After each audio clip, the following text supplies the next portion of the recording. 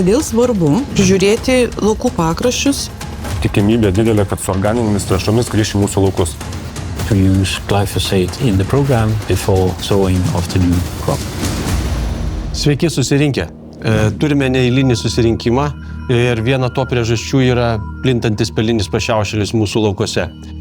Kodėl rekomenduojama pirmiausia kulti švarius laukus? Galui pasiliekame laukus užkastus pelinių pašiaušėlių. Taip išvengsime papildomų užkritimo į kitus laukus. Kodėl svarbu prižiūrėti laukų pakraščius ir apsauginės juostas, kurios yra šalia vandens telkinių?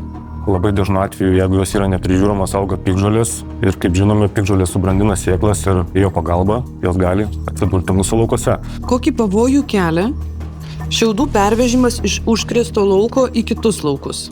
Naudojame dažniausiai pašarą arba kraikui, taipgi šiaudai praeina visą ciklą ir tikimybė didelė, kad su organinėmis trąšomis grįš į mūsų laukus. Ir kitas aspektas, kartais pasitaiko poreikio galimybių, kad reikia parduoti šiaudus. Taip galime užteršti ir kitų ūkininkų laukus.